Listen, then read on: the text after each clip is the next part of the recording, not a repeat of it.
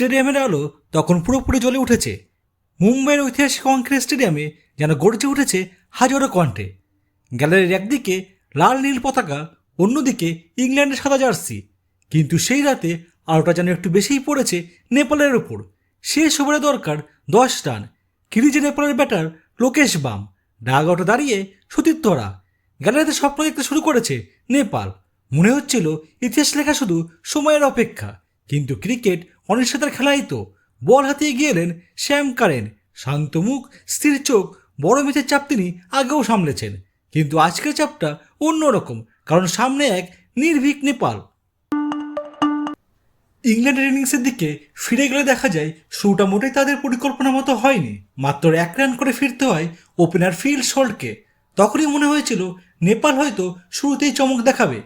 কিন্তু অভিজ্ঞ Jos Buttler আর তরুণ Jacob Bethell ইনিংসটা ধরে ফেলেন। দুজন মিলে রান তোলার গতি বাড়াতে থাকেন। বাটলার 17 বলে 26 করে আউট হলেও বেথেল থামেননি। তার 35 বলে 55 রান ইনিংস ইংল্যান্ডকে মজবুত ভিত দেয়। অধিনায়ক হ্যারি ব্রুক ভাগ্যের সহায়তা পেয়েছিল শুরুতে, কিন্তু সেটাকে কাজে লাগান তিনি। 32 বলে 53 রান করে দলের রানকে এগিয়ে নিয়ে যান। তবু মনে হচ্ছিল স্কোর 170-এর আশেপাশেই থাকবে। ঠিক তখনই বিস্ফোরণ ঘটালো উইল জ্যাক্স। মাত্র 18 বলে অপরাজিত 39 রান। ইনিংসের শেষ বলে 6 মেরে ইংল্যান্ডকে পৌঁছে দেন 184 রানে। সেই 6টাই পরে ম্যাচে পার্থক্য করে দেয়।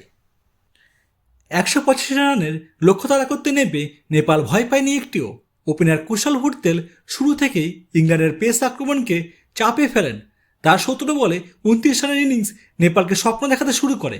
এরপর অধিনায়ক রোহিত পৌরেল এবং দীপেন্দ্র সিং ওয়েরি ইনিংসটা দারুণভাবে গড়ে তোলেন। তারা শুধু টিকে থাকেননি, পাল্টা আক্রমণ করেছেন। বড় শট, স্মার্ট রানিং ইংল্যান্ডের বোলারদের লাইনে ফিরতেই দিচ্ছিলেন না। ম্যাচ তখন নেপালের দিকেই হেলে পড়েছিল। সেই সময় সামনে আসেন শ্যাম কারেন। তিনি প্রথমে ফিরিয়ে দেন 29 বলে 44 করা ওয়েরিকে। ম্যাচে ফিরে ইংল্যান্ড। পরের ওভারে আউট হন 34 বলে 39 করা রোহিত। হঠাৎই বদলে যায় ম্যাচের গতি। কিন্তু লড়াই তখনও শেষ হয়নি।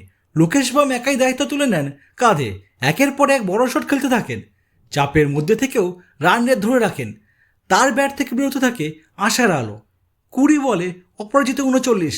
ইনিংসটা শুধু পরিসংখ্যান নয়, সাহসের প্রতীক। কিন্তু অপর প্রান্তে সঙ্গীর অভাব নেপালকে ভোগায়। কয়েকটি বলে রান নেওয়ার সুযোগ থাকলেও নিতে পারেননি তিনি। আর সেখানে জমে ওঠে শেষ ওভারের নাটক। শেষ 6 বলে দরকার 10 রান। শ্যাম কারেন দৌড় শুরু করলেন। প্রথম বল ডট, চাপ বাড়ল। দ্বিতীয় বলে সিঙ্গেল, প্রয়োজন বাড়তেই থাকলো। শ্যাম কারেনের নিখুঁত yorker, slower, length mix Nepal ব্যাটারদের পুরোপুরি বেঁধে ফেলল। শেষ পর্যন্ত সেই ওভার থেকে এলো মাত্র 5 রান। স্কোরবোর্ড থামল 180 রানে। নেপাল হারল মাত্র 4 রানে। বন্ধুরা, এই বিশ্বকাপ বারবার মনে করে দিচ্ছে ক্রিকেটে ছোট দল বলতে কিছুই নেই। সাহস থাকলে, বিশ্বাস থাকলে অঘটন শুধু সময়ের অপেক্ষা। নেপাল হয়তো হেরেছে স্কোরবোর্ডে, কিন্তু জিতেছে ক্রিকেট বিশ্বের হৃদয়। আজকের মতো ভিডিওটি এই পর্যন্তই। ভিডিওটি ভালো লেগে থাকলে লাইক, শেয়ার এবং সাবস্ক্রাইব করুন। দেখা হবে পরবর্তী ভিডিওতে। ধন্যবাদ।